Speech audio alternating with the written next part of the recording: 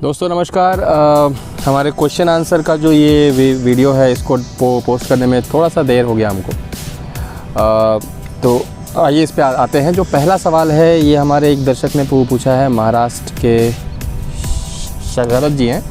उनका सवाल है कि क्या जहर को पिया जा सकता है, क्या जहर को पी के डाइजेस्ट किया जा सकता है। तो जवाब ये है कि जहर को पीना कोई भी एक्सपर्ट आपको इसकी सलाह नहीं देगा कि आप जहर को पीजिए या पी के देखिए। लेकिन थियोरेटिकली ये भी सच है कि अगर आपके मुंह से लेके आपके पूरे डाइजेस्टिव सिस्टम तक, पूरा जो आपका ये फूड पाइप है उससे लेके पूरे आपके पेट तक अगर कोई घाव नहीं है, कोई चोट नहीं है, कोई ओपनिंग नहीं है, तो आपको सांपों का जहर जो है वो नुकसान नहीं पहुंचाता है। लेकिन होता क्या है कि अगर थोड़ा सा भी कहीं ओपनिंग है, हल्का सा भी कहीं ओपनिंग है और वेनम को अगर मौका मिल जाता है आपके ब्लड के कांटेक्ट में आने का, तो ये आपको वैसा ही असर होगा जैसा एक स्नेक के बाइट करने पे होता है। तो सांपों का वेनम जो होता है, जहर जो होता है, वो होता क्या है? तो वो बहुत ही कॉम्प्लेक्स प्रोटीन होता है।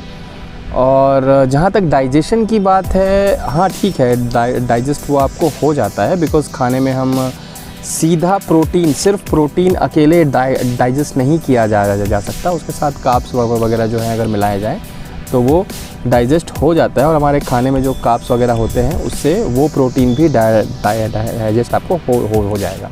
कहने का ये मतलब है कि थियोरेटिकली ये बिल्कुल सेफ़ है, लेकिन प्रैक्टिकली ये करने को आपको बिल्कुल नहीं हिदायत दी जाएगी। बिकॉज़ एक छोटी सी मिस्टेक जो हो सकता है आपको भी नहीं पता हो या डॉक्टर्स को भी नहीं पता हो, वो आपकी जान ले सकती है।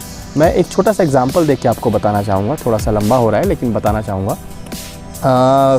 फिज़िक्स की एक थियरी है कि अगर आप ओवरहेड लाइंस में जो मतलब तारें होती हैं, अगर किसी एक फेस को अगर आप पकड़ के झूल जाएं, आपका पैर ज़मीन पे टच ना हो और आप दूसरे फेस को भी ना पकड़ें या न्यूट्रल को ना पकड़ें, सिर्फ केवल एक फेस वायर को आप पकड़ के झूल जाएं और सर्किट पूरा ना हो, तो आपको शॉक नहीं लगेगा। लेकिन क्या मैं पूछना चाहता हूँ कि रियल लाइफ में कितने लोग प्रैक्टिकली इस एक्सपेरिमेंट को ट्राई करेंगे?